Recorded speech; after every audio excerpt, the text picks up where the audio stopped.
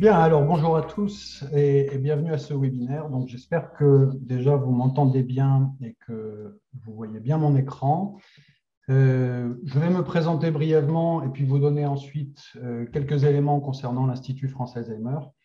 Et puis ensuite, je développerai donc le thème de ce webinaire qui portera sur les troubles du comportement. Donc, je vois dans la discussion que apparemment il n'y a personne qui m'indique qu'on ne m'entend pas, donc c'est que ça doit marcher. Me concernant, donc, je suis neuropsychologue et j'exerce à Montpellier où je travaille avec l'association France Alzheimer de l'Hérault. Je mène des actions de soutien envers les aidants familiaux qui prennent la forme de groupes de parole, d'entretien individuel et puis de formation, donc de formation des familles. J'en profite puisque la plupart d'entre vous devez travailler auprès des personnes malades et puis être en contact avec les familles. L'association France Alzheimer et dans tous les départements de France propose pour toute personne qui accompagne quelqu'un de son entourage qui est touché donc, par une maladie d'Alzheimer ou une maladie apparentée, 3 entretiens individuels par an avec un psychologue, la participation à un parcours d'accompagnement des aidants qui comprend 14 heures de formation et également la participation à des groupes de parole, participation illimitée d'ailleurs, qui sont généralement organisés de manière mensuelle. Voilà, la seule condition pour participer, c'est d'accompagner quelqu'un de son entourage. Donc, c'est totalement gratuit et il n'y a pas de nécessité non plus d'adhérer à l'association. Donc, c'était important de vous faire passer ce message. Et puis, j'anime également chaque semaine, toujours avec l'association de l'Hérault, des ateliers de mobilisation cognitive à destination des personnes malades. Et j'exerce depuis une dizaine d'années et je travaille également avec l'Institut France Alzheimer, qui est donc l'organisme de formation qui est issu de l'Association France Alzheimer et maladies apparentées. C'est un organisme qui existe depuis 1991 et qui forme les professionnels de santé pour prendre en soin donc, les personnes présentant une maladie d'Alzheimer ou apparentée. Je reviendrai sur les maladies apparentées durant le webinaire. Plus largement, toute personne qui présente des troubles cognitifs. Et donc, voilà, ce sont des formations. Il y a tout un catalogue qui existe. Je vous donnerai toutes les coordonnées à la fin de la conférence pour que vous puissiez avoir tous les renseignements concernant ce qui est proposé. Et donc, j'anime des formations pour les professionnels qui travaillent en EHPAD, dans des accueils de jour, dans des SIAD, des services d'aide à domicile, des équipes ESA, etc. Sachez aussi que ce webinaire s'inscrit dans une série de conférences qui donc sont en ligne et que vous pourrez retrouver en replay. Et le but étant de répondre aux préoccupations des professionnels. Voilà, et si vous souhaitez poser des questions, vous avez un espace qui est prévu pour ça par Zoom, qui est un espace questions-réponses. Je pense plutôt y répondre à la fin de l'exposé pour éviter peut-être de me perdre dans des digressions et de ne pas pouvoir traiter tout le sujet, mais n'hésitez pas à poser vos questions. Il y aura un temps à la fin qui sera consacré pour y apporter des réponses dans la mesure où je peux le faire. Voilà pour cette courte introduction. Donc, le thème du webinaire, c'est maladie d'Alzheimer et apparentée, analyse multifactorielle des troubles du comportement. C'est un titre qui peut paraître un peu réducteur dans le sens où je ne vais pas me contenter que d'évoquer l'aspect d'analyse, mais je vais également évoquer les attitudes préventives, les attitudes apaisantes. Mais il m'apparaît que la démarche d'analyse avec une méthodologie quand même relativement rigoureuse, se trouve réellement au cœur de la prise en soin de ce qu'on appelle les troubles du comportement dans le champ de ces maladies. J'ai une petite heure pour traiter le sujet. Je vais essayer de faire passer un maximum d'infos, mais ça ne vaudra pas les 14 heures de formation que l'on passe donc sur ce thème. Voilà, 14 heures de formation, donc sur 2 jours que l'on agrémente de mise en situation, de jeux de rôle, d'analyse de cas pratiques, d'analyse vidéo, etc. Mais ça va quand même être l'occasion de faire passer pas mal d'idées concernant un thème, donc les troubles du comportement, qui revient très fréquemment dans les demandes de formation auprès de l'organisme. Ceci tend à prouver que probablement les équipes rencontrent des difficultés pour apporter des réponses adaptées à ces troubles du comportement. Peut-être par manque de formation d'ailleurs. Donc, il ne faut surtout pas hésiter à former ces équipes et pas les laisser comme ça à l'improviste pour pouvoir apporter des réponses à ces troubles. Voici le sommaire que je vous propose pour ce webinaire. Il apparaît assez succinct, puis en même temps, on pourrait vraiment en parler pendant très longtemps. D'abord, définir les choses. Donc, de quoi parle-t-on quand on parle de troubles du comportement? J'évoquerai notamment ce qu'on appelle normalement les troubles psychocomportementaux. Et puis surtout, comment les distinguer des autres troubles que l'on rencontre dans ces pathologies. Ensuite, je vous parlerai donc de la fameuse démarche d'analyse multifactorielle.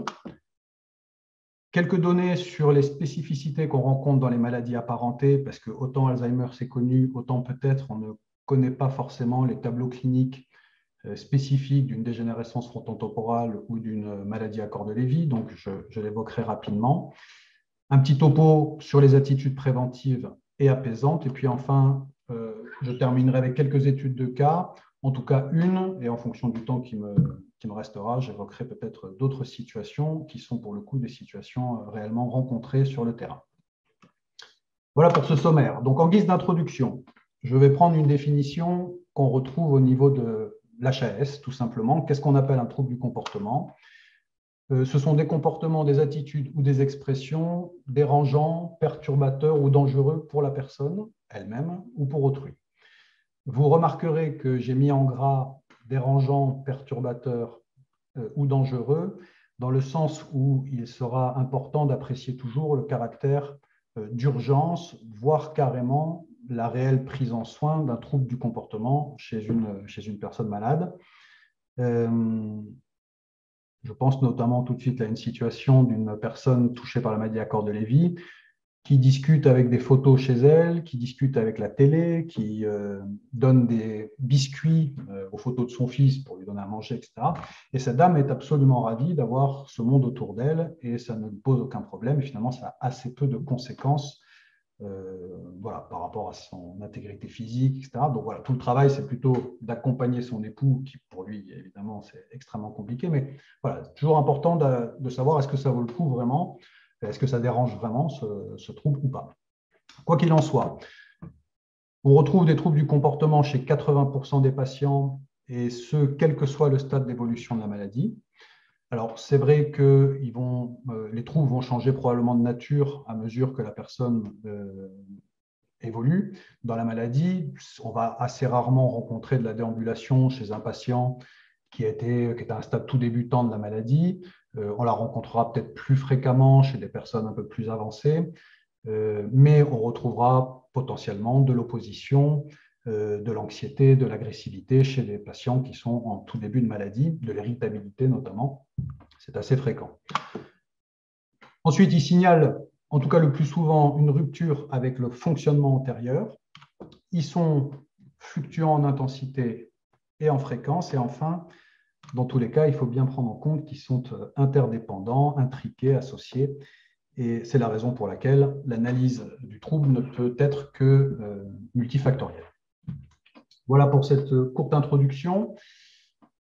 Donc, comme je vous disais, c'est important de définir les choses. Qu'est-ce qu'on appelle trouble du comportement? Et tout d'abord, déjà, les distinguer des autres troubles que l'on rencontre dans ces maladies.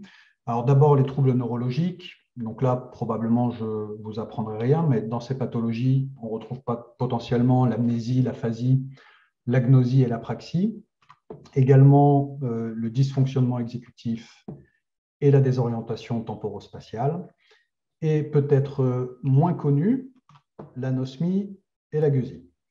Les listes que je vais vous donner ne se veulent pas forcément exhaustives. L'anosmie et la gueusie, c'est une perturbation du goût et de l'odorat. On en a entendu parler puisqu'on retrouve ça dans le Covid, mais c'est peut-être pas assez su au niveau de ces pathologies. Il faut savoir qu'une perte du goût, une perte de l'odorat, en tout cas une perturbation, peut parfaitement être à l'origine, par exemple, d'un trouble du comportement alimentaire. Donc, c'est important de l'avoir en tête. Ensuite, pour ce qui est des troubles de l'humeur, classiquement, la dépression ou le syndrome dépressif, les troubles anxieux, l'apathie, qui est vraiment très corrélée à ces maladies et puis surtout à leur évolution, et puis potentiellement l'euphorie également. Enfin, on retrouve donc les troubles du comportement. Là aussi, je vais reprendre une liste qu'on retrouve au niveau de l'HAS, qui n'est pas forcément exhaustive, mais et parfois qui nécessitent peut-être quelques discussions.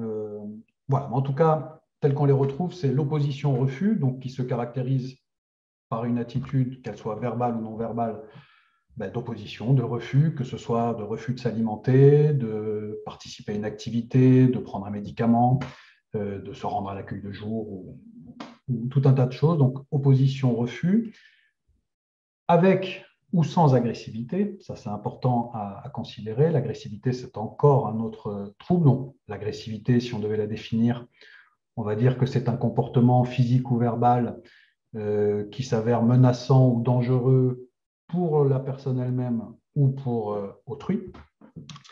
Ensuite, on retrouve l'agitation qui va se caractériser par un comportement moteur ou verbal qui apparaît excessif et inapproprié.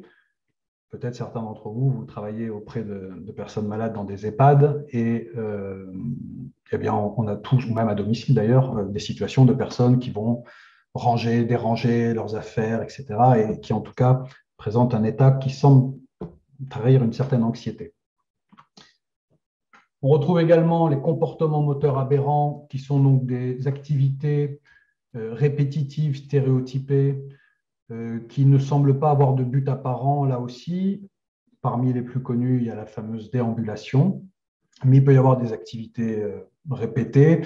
J'ai en tête une dame dont le mari qui était atteint par une dégénérescence frontotemporale et qui faisait toute la journée, qui avait une espèce de tic qui faisait comme ça toute la journée, ce qui était particulièrement usant nerveusement pour elle d'ailleurs, mais lui ne pouvait pas s'en empêcher.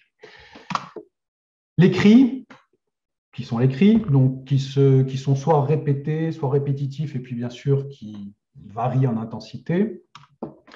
Le comportement désinhibé, donc la désinhibition, je ne vais pas détailler ici puisque je vais rentrer un peu plus dans la description de ce qu'est la désinhibition lorsque je vais évoquer le syndrome frontal et donc la dégénérescence frontotemporale. L'inversion du rythme jour-nuit, là aussi, on pourrait discuter. A priori, c'est corrélé à une lésion neurologique. Mais il est vrai qu'on est fréquemment, avec une maladie peut-être qui est un peu plus avancée, confronté à des patients qui imaginent qu'à 2-3 heures du matin, c'est le début de la journée, et puis qui s'enclenchent, et puis qui s'habillent, et qui ne comprennent pas pourquoi on leur explique d'aller se recoucher. Dans la liste de l'HAS, vous retrouverez également les idées délirantes, idées délirantes qui prennent souvent la forme de délires de persécution, de préjudice, de vol. Ça m'apparaît très important quand même, c'est pour ça que je les ai mis en gris, et j'expliquerai après pourquoi, de bien distinguer ça d'atteinte psychiatrique. Parce que c'est quelque chose qu'on va retrouver dans des atteintes psychiatriques, dans la schizophrénie, dans la paranoïa. Et là, vraiment, la personne touchée par une maladie neuroévolutive n'est pas comparable à une personne qui présente des difficultés d'ordre psychotique. Même si les symptômes se ressemblent. Mais en formation, on en parle. Si on se met finalement à la place de la personne et qu'on rentre dans son référentiel, ce que l'on qualifie d'idées délirantes, finalement, sont plutôt cohérentes, mais si on se place dans le référentiel de la personne. Et puis les hallucinations. Donc là aussi, les hallucinations, c'est un symptôme qu'on va retrouver dans des atteintes psychiatriques. Pour autant, là, c'est un symptôme qu'on va très fréquemment, chez 80% des patients, retrouver donc, dans la maladie à corps de Lévy.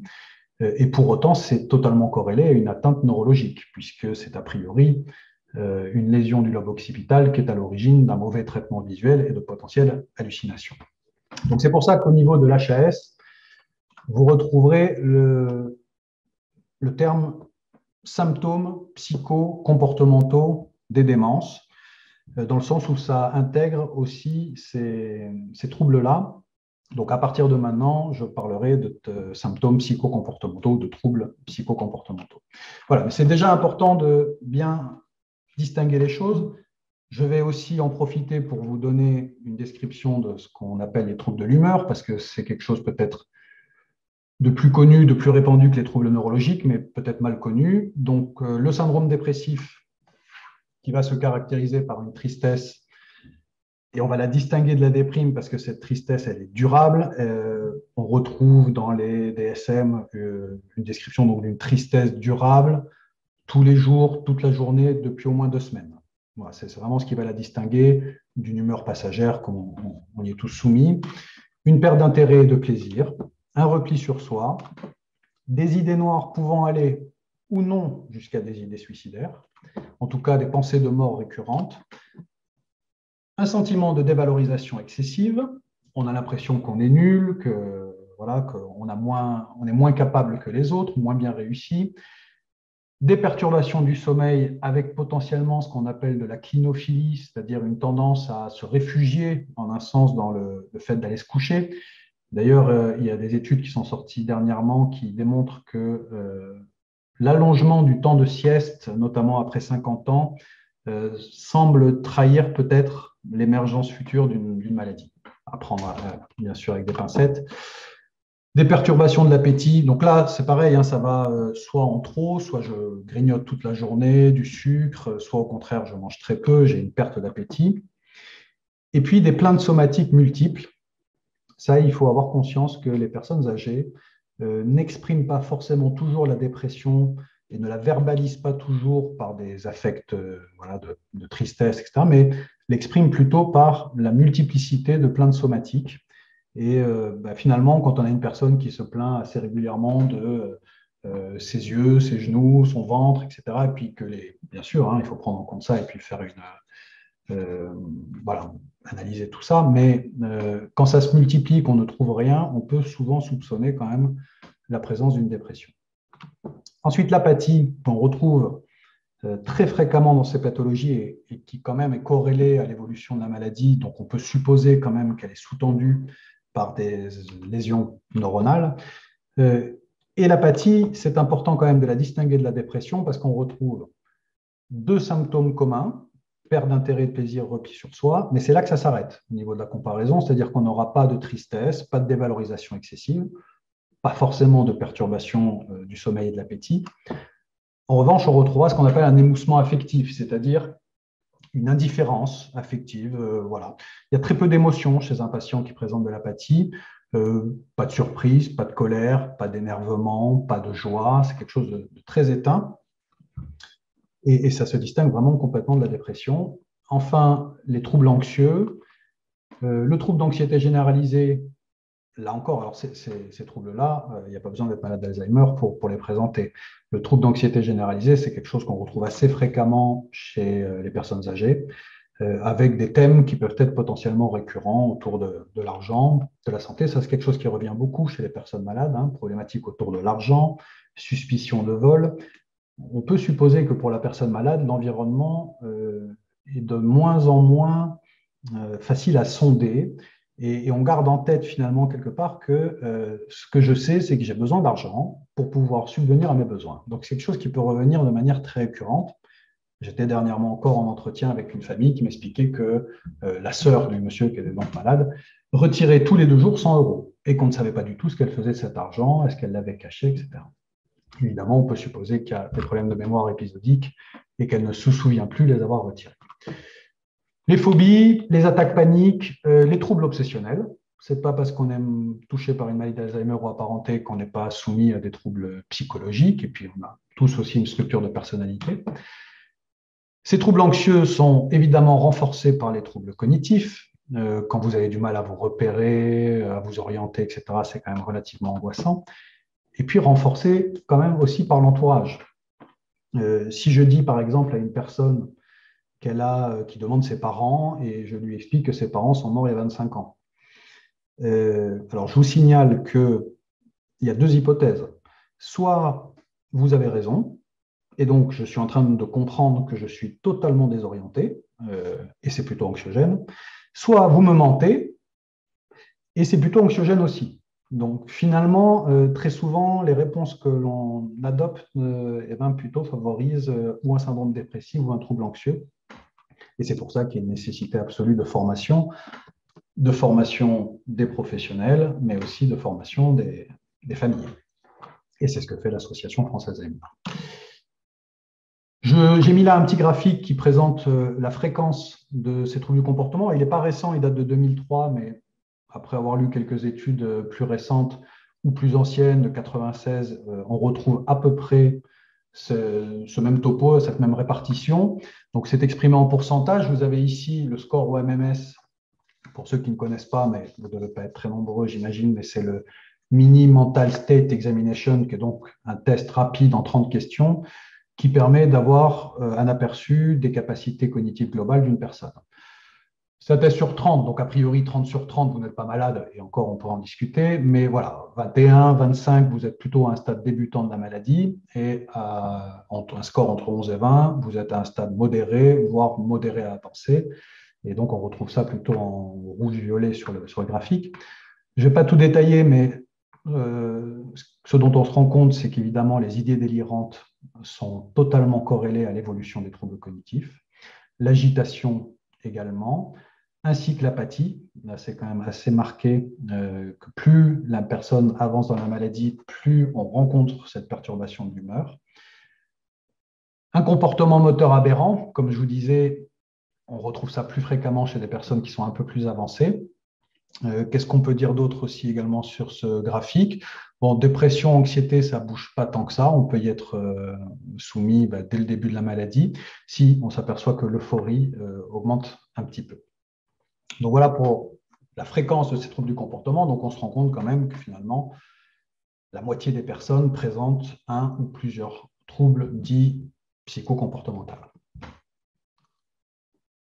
Quant à leurs conséquences à ces troubles, eh bien, déjà une qualité de vie moindre pour le patient et puis une moindre adaptation à son environnement, une qualité de prise en charge qui est moins bonne et puis une majoration du risque de maltraitance, de négligence. Alors, je distingue les deux, mais la négligence est une forme de maltraitance.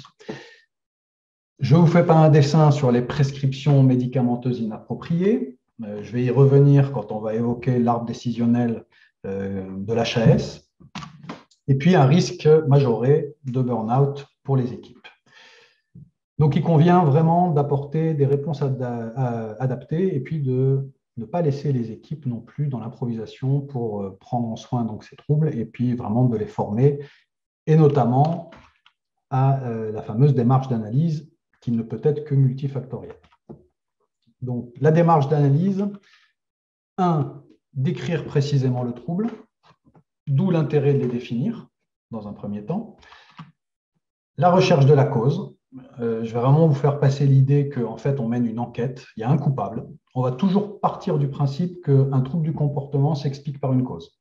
Il n'y a pas de trouble du comportement sans cause. Maintenant, cette cause, elle n'est pas toujours facile à trouver, elle est extérieure à la personne ou interne à la personne.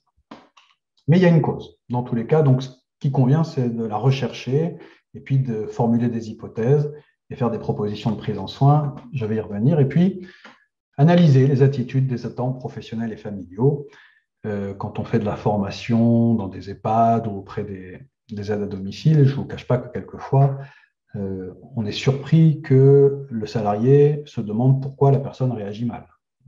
Je pense là notamment à 2 aides-soignantes qui enlevaient le drap d'un monsieur qui, bon, ma foi,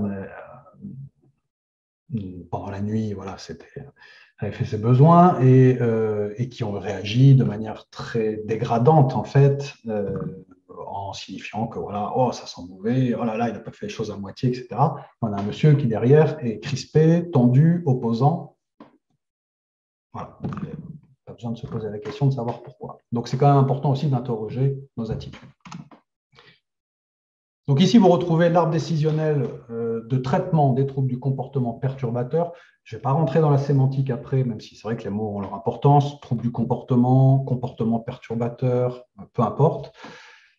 En tout cas, on voit bien qu'ici, il y a une méthodologie à appliquer qui est quand même globalement rigoureuse. D'abord, l'évaluation du trouble du comportement.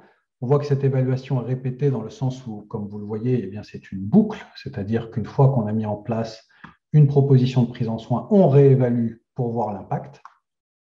Si vraiment il y a un caractère d'urgence, alors on passe sur une sédation de très courte durée et puis en enquête, donc enquête étiologique, ça veut dire la recherche de la cause.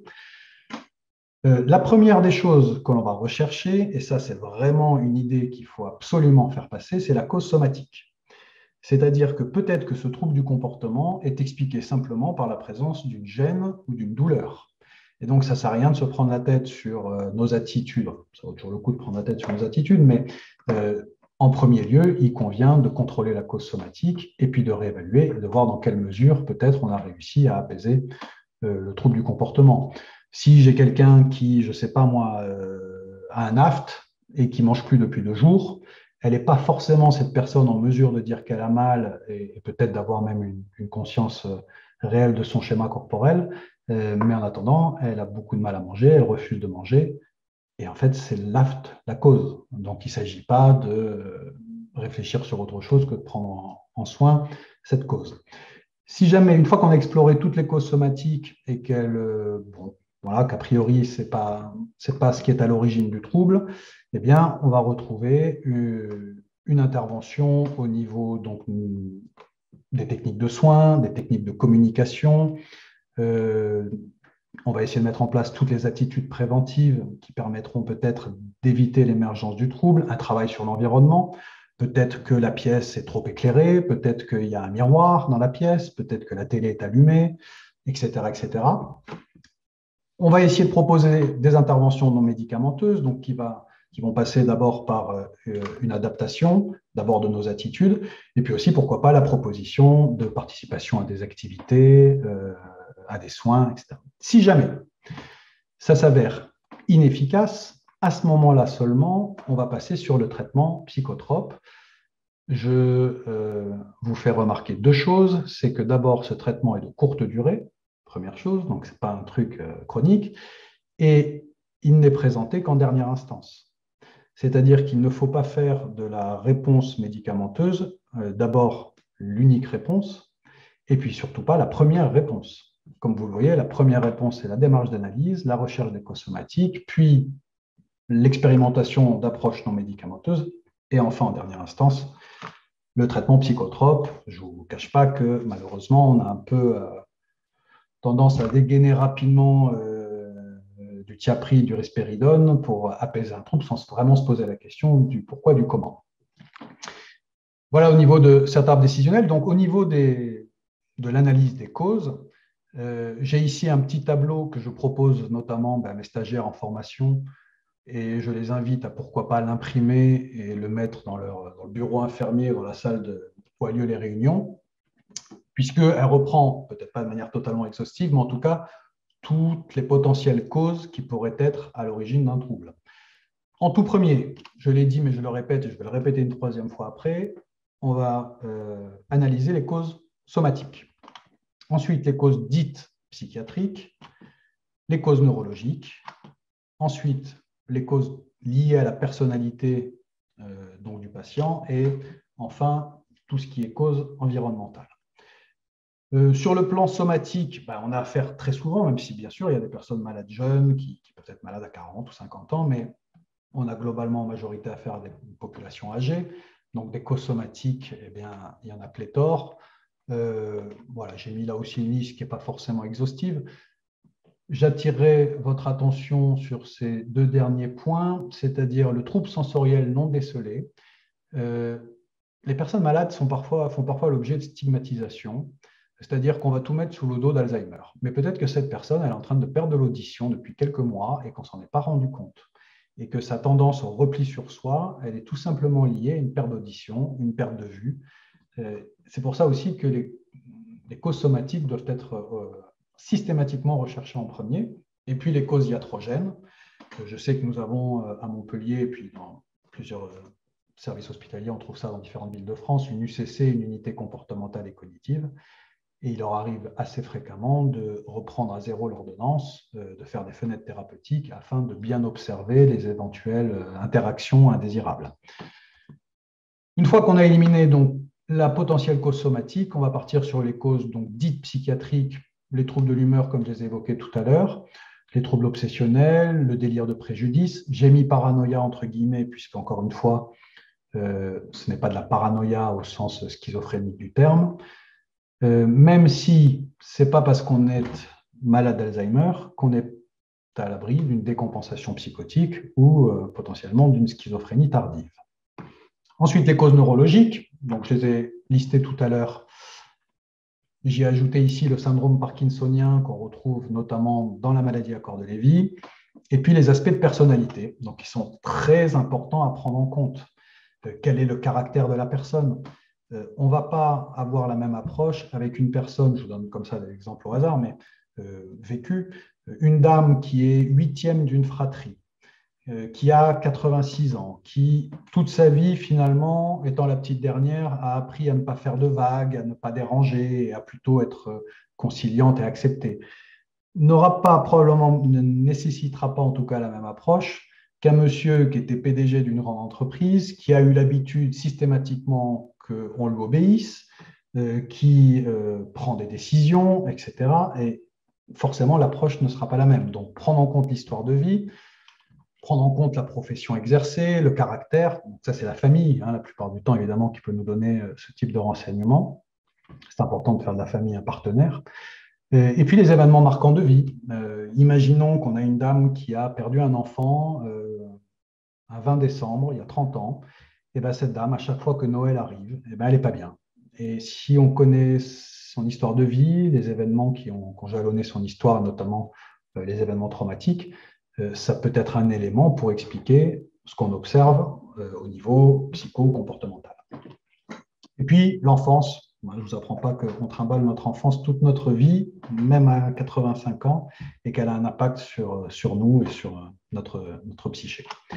Enfin, les facteurs environnementaux, qui, quand ou pourquoi, j'y reviendrai juste après. La question de l'ambiance générale, du climat affectif, d'une surstimulation ou d'une sous-stimulation. L'attitude des aidants familiaux et professionnels. Alors, je vois, pardon, qu'il y a une question au niveau de la discussion. A priori, non, il ne sera pas possible de récupérer le PowerPoint, si ce n'est que c'est en replay, donc vous pourrez le revoir. Notez donc tous les événements récents. Les personnes malades, on le sait, sont rassurées par un rythme de vie extrêmement routinier, ritualisé. Et il est vrai que très fréquemment, tout changement dans cette routine est potentiellement anxiogène et peut enclencher des troubles du comportement, de l'opposition, de l'agressivité, etc. Et puis, bien sûr, la maltraitance et la négligence. C'est important d'avoir ce panorama-là des différentes causes, même si ce qu'on peut dire sur ces causes d'apparition, c'est que d'abord, la distinction est artificielle, dans le sens où ils sont tous intriqués et interconnectés. En priorité, rechercher les causes somatiques. Voilà, c'est pour la troisième fois, je le dis, mais c'est très important. Si un monsieur est agressif pendant la toilette, par exemple, ou pendant l'habillage, et que c'est apparu de manière très marquée, il faut quand même supposer peut-être qu'il y a une gêne, une douleur physique quelque part. Ce n'est pas la peine d'aller lui donner un calmant. Il faut réparer son épaule, son bras ou je ne sais quoi. Et puis, les causes psychiatriques. Après, on fait le point sur les capacités sensorielles et cognitives qui sont peut-être à l'origine du trouble du comportement. Et puis enfin, on relève les événements récents pouvant potentiellement constituer des facteurs de stress. Est-ce qu'il y a eu un changement d'organisation dans la prise en charge au lieu de vie du patient? Est-ce qu'on a modifié l'environnement? Est-ce qu'on a modifié les intervenants? Si vous êtes à la tête d'un service d'aide à domicile, vraiment, je vous refais passer l'idée. Je sais que vous devez composer avec des emplois du temps à gérer, etc., des absences, mais globalement, une personne malade a besoin d'avoir quand même les mêmes intervenants et pas des intervenants qui tournent en permanence. Sinon, on va favoriser l'émergence de troubles comme l'opposition, par exemple. Et puis des situations de conflit potentiellement ou de contrainte. La méthode des 4 W, j'y reviens. Alors 4 W parce que ça marche en anglais, ça ne marchait pas en français pour le coup, mais who, when, where, why.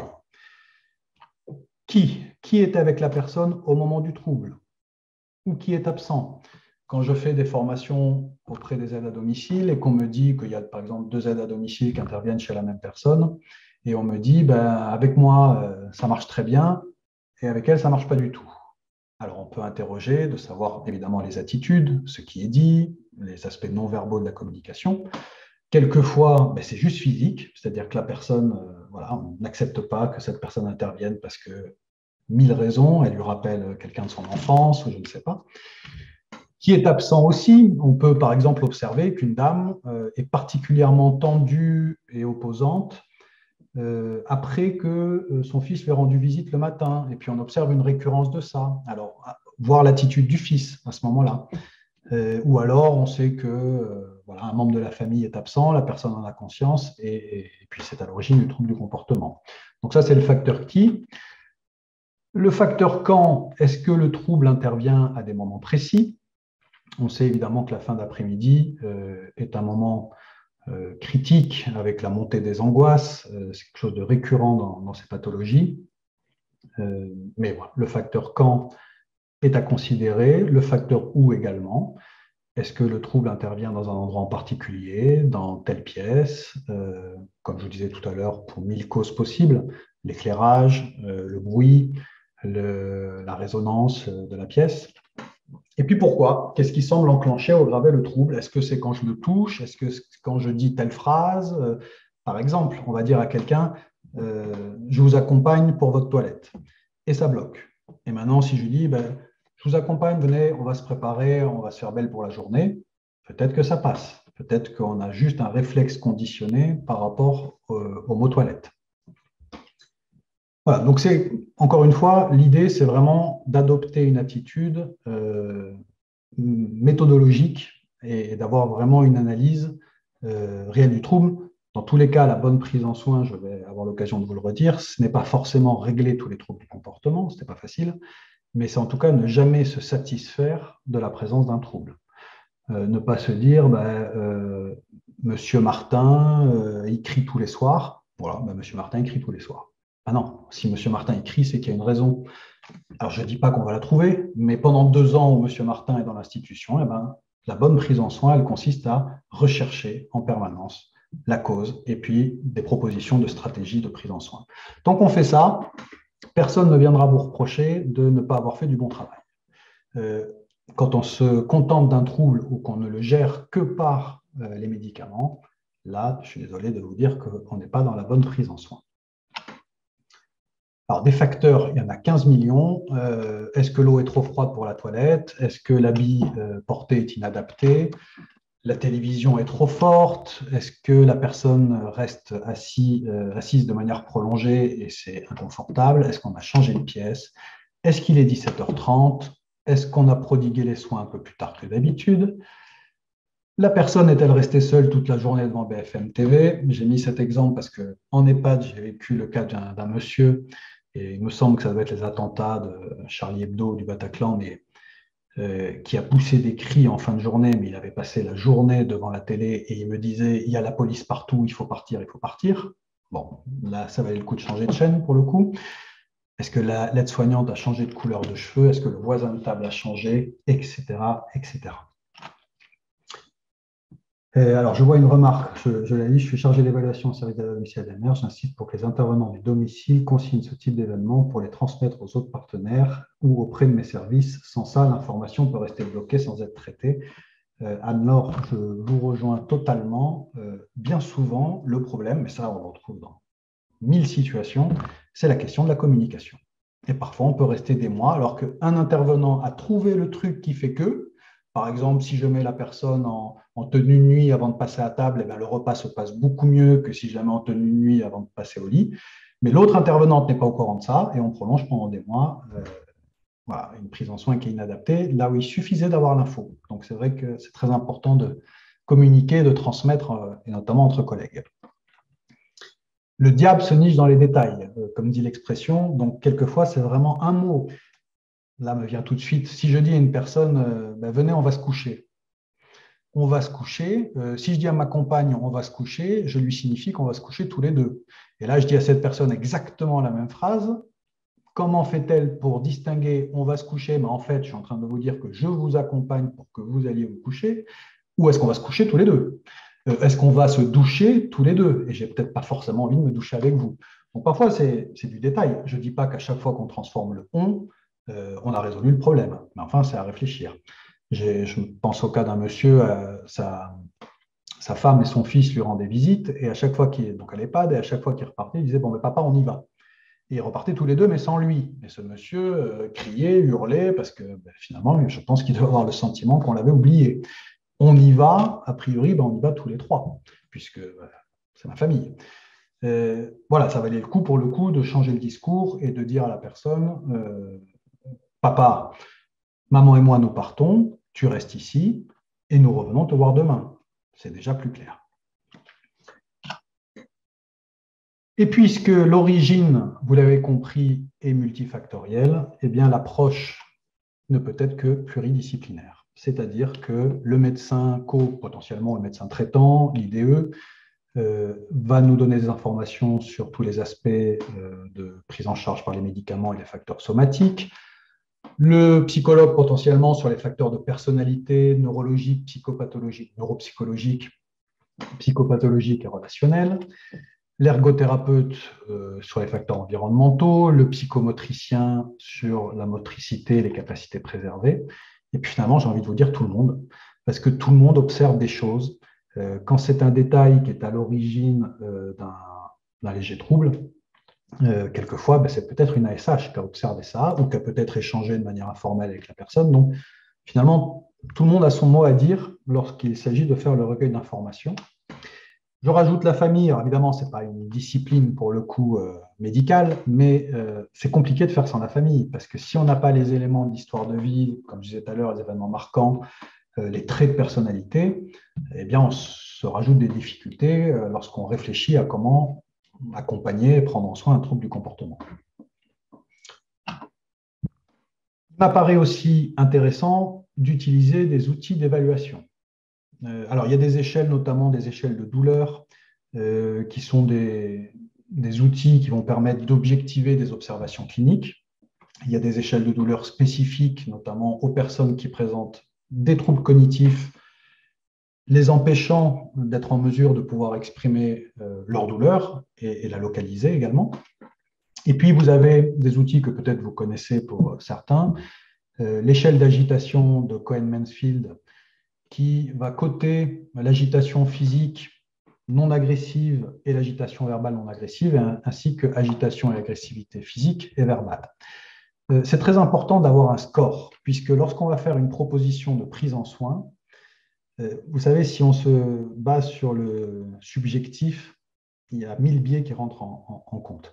Quand on a un score, on peut voir, lorsqu'on a décidé de prendre en soin ce trouble, nous avions tel score d'agitation physique, par exemple, et post-prise en soin, on se retrouve avec un score qui a diminué de moitié. C'est bon, on a objectivé que la prise en soin, a priori, a permis d'améliorer les choses. Sinon, à mon sens, c'est trop subjectif.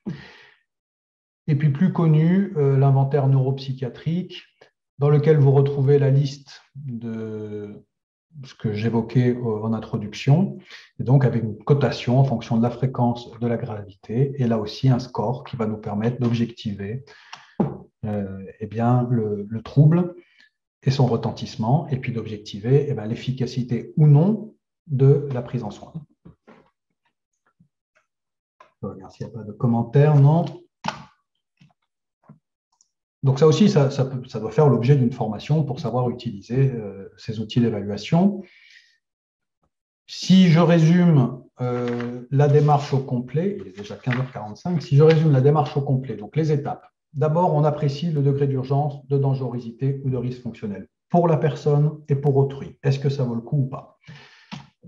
Ensuite, recueil des données, observation clinique, utilisation d'outils d'évaluation qui permettent d'objectiver, la mise en commun des informations, pluridisciplinaire, tout le monde a son mot à dire, l'enquête étiologique, la recherche de la cause, la proposition de prise en soin et l'évaluation de la prise en soin, avec là aussi, de nouveau, l'objectivation par des scores. Et on recommence. Voilà, c'est ça. J'ai pas de. Ouais, quelquefois, on arrive dans les structures et tout, on me dit Madame Machin crie, c'est quoi la cause? Alors, très honnêtement, je suis désolé, je rêverais d'être magicien et de pouvoir deviner la cause immédiatement, mais j'en suis incapable. En revanche, ce que je sais, c'est que je peux proposer donc, cette démarche pour essayer de réfléchir au pourquoi du comment, et puis faire une proposition, pourquoi pas, de prise en soin, et puis m'apercevoir que ça n'a rien changé, et on recommence. Et on recommence jusqu'à ce qu'on trouve la solution. Et encore une fois, je vous le dis, parfois on ne la trouve pas, mais tant qu'on est resté dans cette démarche de recherche et d'analyse, on est dans une attitude bien traitante pour le coup. Les échelles, oui, qui peut les utiliser. A priori, tous les soignants peuvent être amenés à utiliser les échelles. Peut-être pas, en tout cas pour une échelle de douleur, mais l'échelle neuropsychiatrique, ça va être plutôt probablement des psychologues ou des paramédicaux qui vont l'utiliser, principalement les psychologues. Une question qui était posée par Anne-Laure. Voilà pour cette démarche d'analyse. Donc, encore une fois, j'insiste, c'est vraiment la prise en soin, c'est ça. C'est analyser le trouble et pas se contenter de se dire, bah, il y a un trouble, c'est comme ça, ou c'est la maladie qui fait que. Quelques mots sur ce qu'on retrouve dans les pathologies apparentées. Maladie à corps de Lévy, c'est 15 à 20% des démences. Et pourtant, ce n'est pas très connu. Chez 80% des patients, on retrouve des hallucinations, la plupart du temps visuelles. La présence d'un syndrome parkinsonien qu'on ne retrouve pas forcément dans la maladie d'Alzheimer, qui va se traduire par une rigidité posturale, peut-être des difficultés d'équilibre, voire quelquefois le tremblement de repos. Très caractéristique des fluctuations très marquées des troubles, avec des personnes qui vont être complètement désorientées, très confuses, même au niveau langagier, pendant une période donnée qui peut être de quelques minutes, quelques heures, quelques jours, et puis une reconnexion, entre guillemets, qui fait que la personne, de nouveau, est totalement cohérente, au point de se demander si elle est malade ou pas. C'est quand même très spécifique à cette maladie. Le syndrome de Capgras, qui est qu'on appelle aussi syndrome du sosie malveillant, c'est-à-dire qu'en fait, il n'y a pas de reconnaissance affective du proche, il n'y a qu'une reconnaissance visuelle, c'est-à-dire en gros, vous êtes le sosie de mon mari, vous lui ressemblez comme deux gouttes d'eau, mais je sais que vous n'êtes pas mon mari.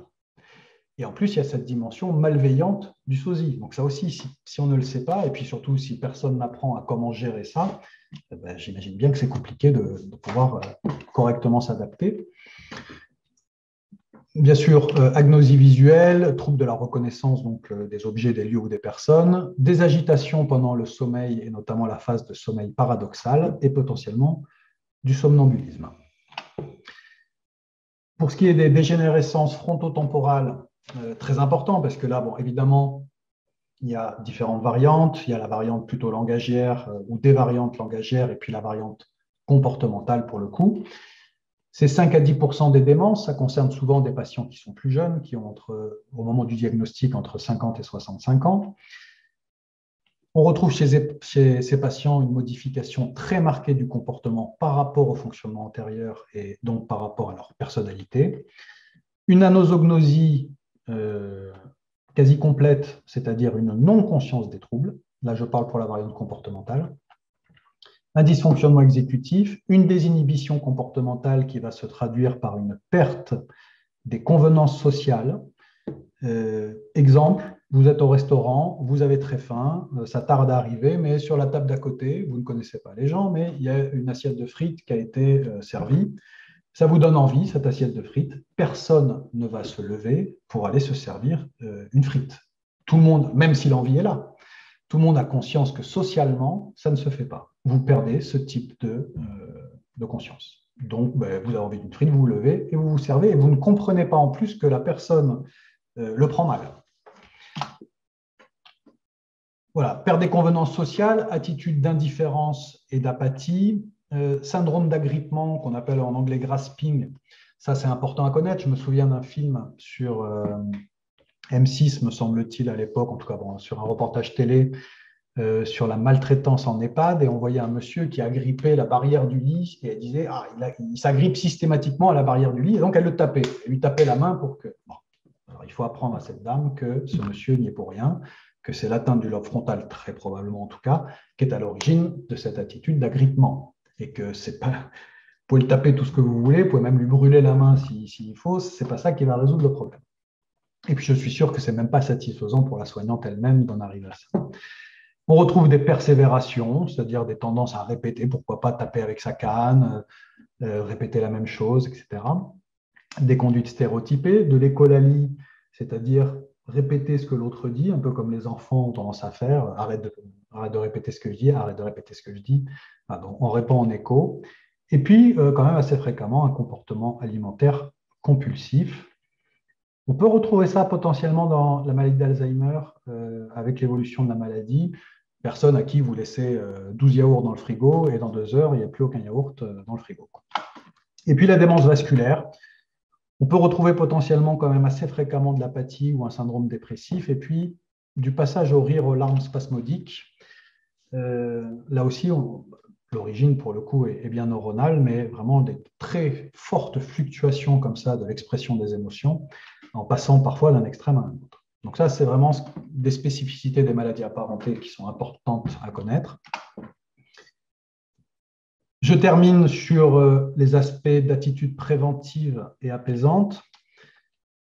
D'abord, une communication adaptée, c'est la première des choses. Donc, connaître les bases de la communication, peut-être vous les connaissez déjà, peut-être faut-il qu'on vous les apprenne, se mettre en face de la personne, faire des phrases courtes, ne pas parler devant la personne comme si elle ne comprenait rien à ce qu'on dit, même si elle paraît très avancée, totalement aphasique. On ne parle pas devant une personne d'elle comme si elle ne comprenait rien.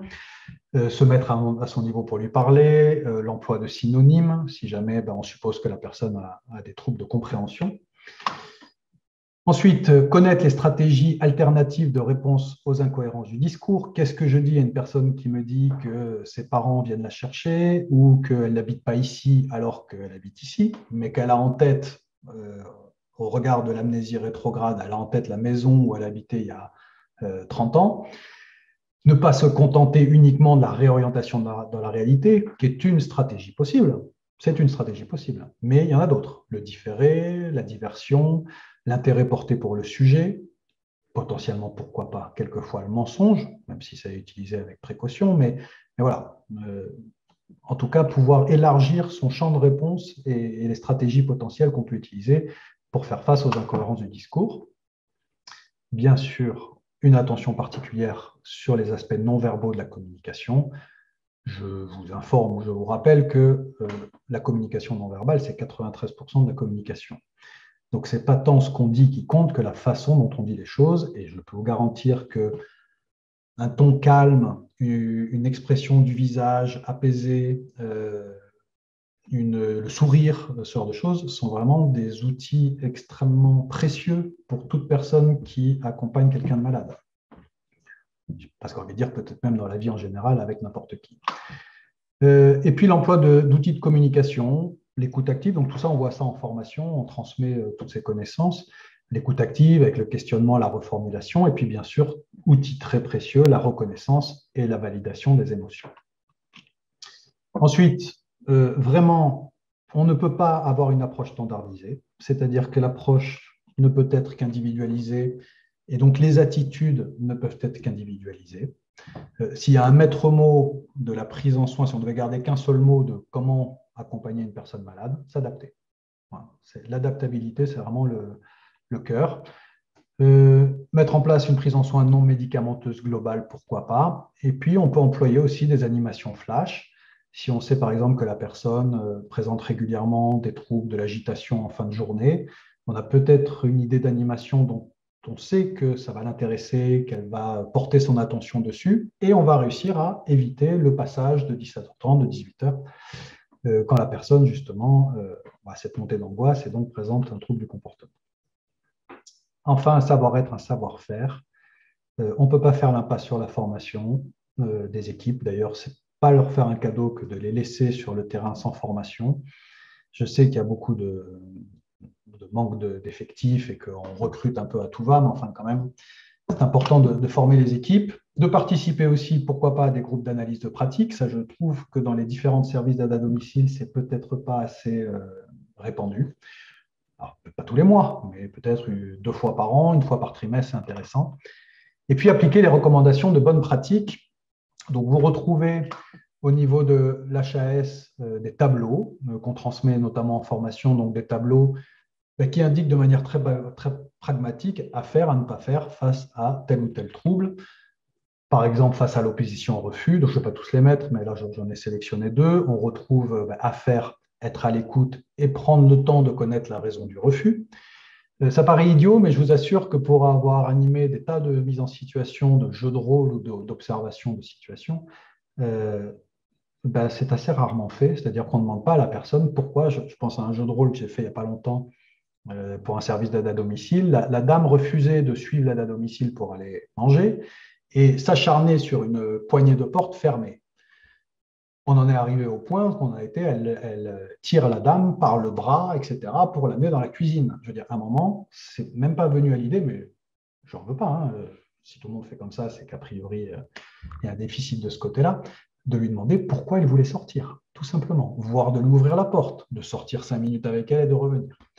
Bref, essayer de décaler les soins autant que possible, être doux et adapter son comportement, ça, dans tous les cas, c'est votre atout numéro un. Solliciter l'aide du patient, le faire participer, et puis pourquoi pas négocier en disant, bon d'accord, je vois que je vous ennuie, vous n'avez pas envie aujourd'hui, ce que je vous propose, c'est qu'on ne fait que ça, et puis le reste, on verra plus tard. En tout cas, ne pas faire infantiliser, faire la morale, ce n'est pas la peine de lui dire, si vous ne mangez pas, je le dirai à votre fils, il ne sera pas content, parler de façon autoritaire, réprimander, forcer ou utiliser des moyens de contention qui, je le rappelle, ne sont employables qu'à partir du moment où il y a une prescription médicale. Face aux hallucinations et idées délirantes, eh bien, à faire. Alors, ça, c'est une question qui revient souvent. Qu'est-ce que je dis à une personne qui me dit bah, tiens, vous avez vu, il y a un chien qui court là alors qu'il n'y a personne. Il ne s'agit pas de lui dire, ce qu'on retrouve ici, ni non, il n'y a pas de chien, parce qu'en plus, ça ne veut rien dire, il n'y a pas de chien. Je vous assure que si on pouvait transférer les esprits et que vous alliez dans la tête de la personne, vous regardez avec ses yeux et vous voyez le chien. Hein. Donc, il y a bien un chien. Il ne s'agit pas non plus d'entretenir une conversation sur le délire, c'est-à-dire de lui dire ah oui, il est mignon, regardez, il me fait je le caresse, etc. Ni l'un ni l'autre. Mais en tout cas, dire à la personne qu'on la croit et vraiment s'attacher plutôt aux aspects émotionnels, affectifs. Est-ce que ça l'angoisse? Est-ce que ça ne l'angoisse pas, etc. Si ça ne l'angoisse pas, potentiellement orienter vers une autre idée. Une situation qui me vient là, qui m'a été rapportée dernièrement, c'est une aide à domicile qui est chez un monsieur et ce monsieur lui dit, en regardant par la fenêtre, il y a un champ avec un tracteur et il lui dit, vous avez vu le tracteur qui est là-bas? Mais elle ne voit qu'un champ et il n'y a pas le moindre tracteur. Eh bien, elle lui répond, ah écoutez, je ne sais pas, mais vous avez conduit des tracteurs, vous? C'est compliqué à conduire, non? Et c'est parti. Et donc finalement, on s'intéresse au sujet, on fait discuter le monsieur et on ne lui a pas dit, non, il n'y a pas de tracteur, oui, je le vois. Voilà, c'est probablement la façon la plus intelligente de réagir pour le coup. Ne pas paniquer, ne pas tenter de raisonner. Alors ça, vraiment, il faut faire passer l'idée. La personne, si elle a du mal à raisonner, c'est parce qu'elle a des lésions cérébrales. Hein. Donc, si vous voulez qu'elle raisonne mieux ou qu'elle raisonne comme nous, allez réparer ses lésions. Si vous savez le faire, vous aurez le prix Nobel de médecine demain, parce que pour l'instant, on ne sait pas. Donc, ce n'est pas raisonner, mais ce qui convient, c'est plutôt d'agir sur tous les aspects affectifs, la rassurer, quelle que soit la méthode par laquelle je le rassure. Ne pas infantiliser, ne pas ridiculiser, et ne pas créer des situations complexes ou ambiguës. Et pour chaque trouble, comme je vous disais, il y a des tableaux comme ça à faire, à ne pas faire. Et lorsqu'on est en formation, eh bien, on s'exerce dans des mises en situation et puis dans des analyses de cas issues quelquefois même du terrain. Je termine, je ne suis pas très très loin, vu qu'on a démarré à 15h02, je ne suis pas trop mal, avec une étude de cas que j'ai trouvée en ligne. Là, donc la situation de M. J est la suivante. Il a 75 ans. Diagnostic de démence probable il y a environ 6 mois à un stade modéré, le MMS est à 17 sur 30. Autonomie légèrement diminuée. Divorcé, pas de famille proche, il était VRP, mauvaise alimentation, erreur au niveau du traitement de sa bronchite chronique et un passage en EHPAD à l'occasion d'une décompensation bronchitique. Motif d'adressage aux urgences, donc des passages à l'acte agressif au moment du coucher depuis quelques jours et une opposition à la prise des médicaments, à prendre les repas dans la salle commune. Les traitements qu'il a à l'heure actuelle, c'est donépésil, donc ça c'est un anticholinestérasique pour améliorer la connexion neuronale, un anxiolytique et un neuroleptique, le thiapride, en cas d'agitation. Les observations donnent la chose suivante. Première chose, on décrit le trouble, donc opposition, c'est le trouble, aux stimulations accompagnées d'agressivité verbale.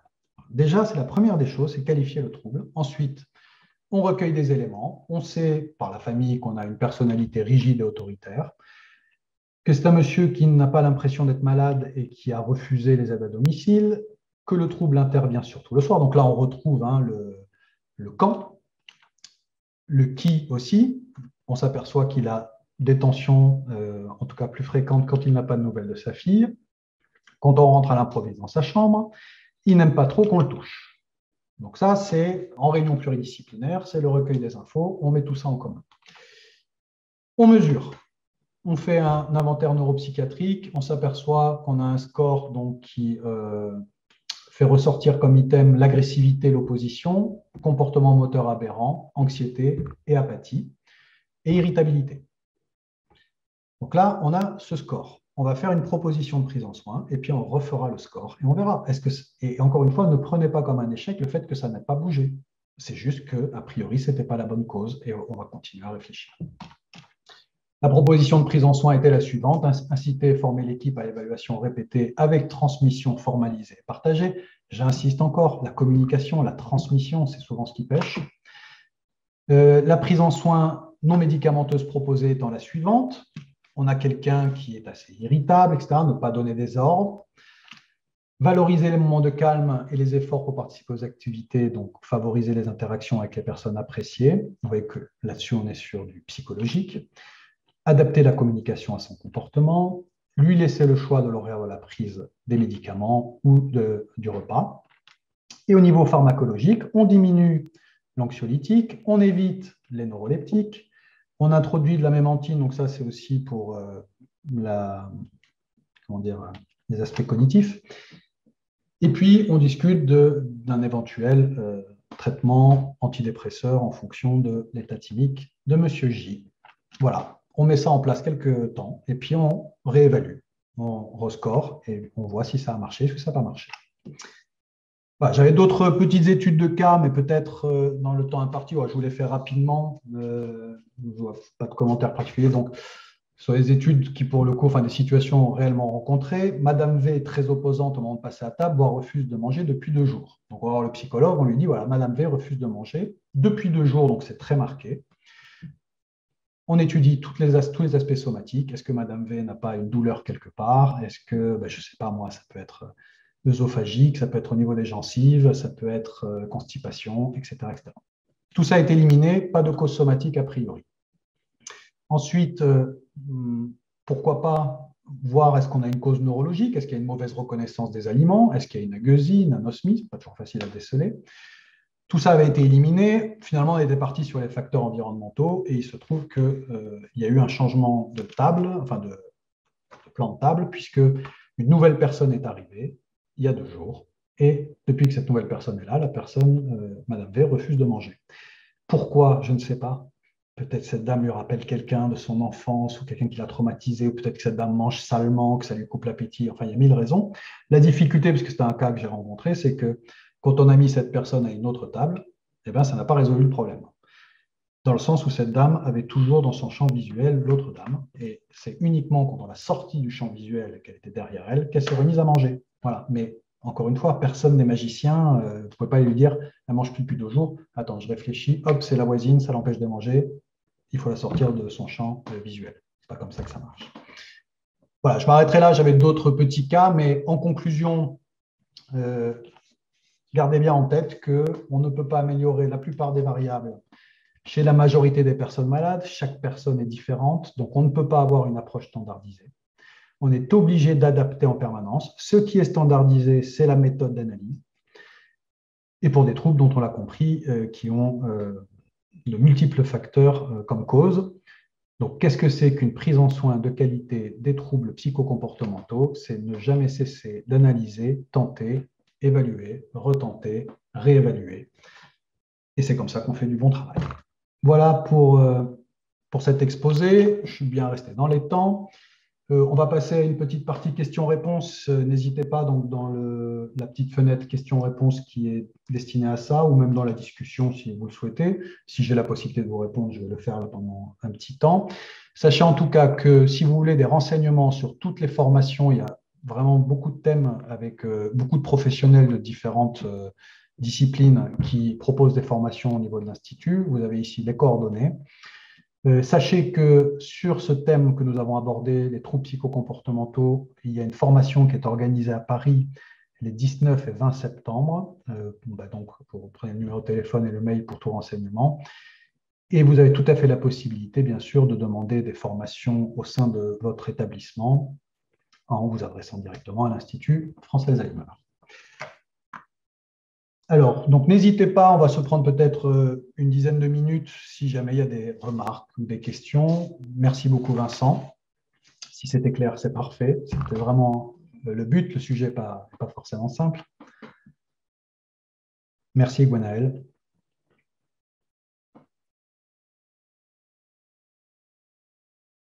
Merci, Louis.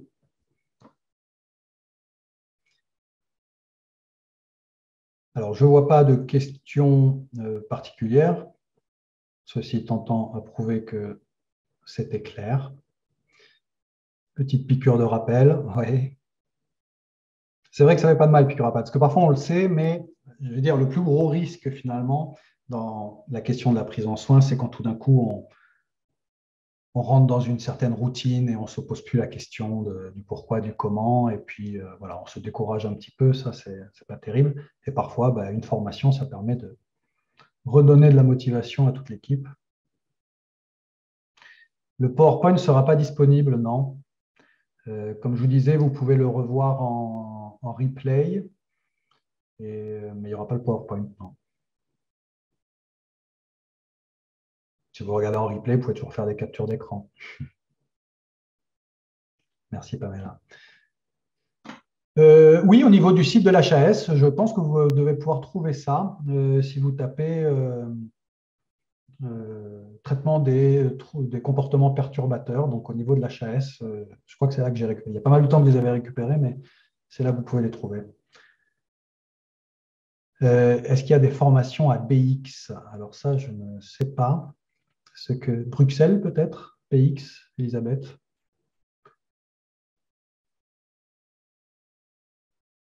Bordeaux. Donc oui, il y a des formations à Bordeaux, clairement. Après, moi, je suis sur Montpellier, donc moi, je suis un des formateurs parmi les nombreux formateurs qui interviennent, mais l'Institut Français Alzheimer intervient partout en France. Donc si jamais il n'y a pas de formation, enfin, je ne veux pas dire de bêtises d'ailleurs, je vous renvoie vers l'association qui pourra vous renseigner là-dessus. Je ne sais pas s'il y a des sessions en inter qui sont prévues sur Bordeaux elle-même, qui sont déjà programmées, mais dans tous les cas, pour des formations en intra, c'est tout à fait possible n'importe où en France. Merci Anne-Laure et merci à Leïla également. Bon, bah écoutez, je vois qu'il n'y a pas plus de questions que ça, donc je vous remercie beaucoup pour votre attention. J'espère que ce petit webinaire vous aura été utile et vous aura donné envie d'aller plus loin et puis pourquoi pas de suivre une formation. Le format 1 heure, c'est vraiment chouette et accessible, notamment pour les aides à domicile. Bon, bah super. Je suis content que ça vous ait plu. Et puis, je vais mettre fin à la session et peut-être je vous donne rendez-vous pour, qui sait, un prochain webinaire. À bientôt. Au revoir.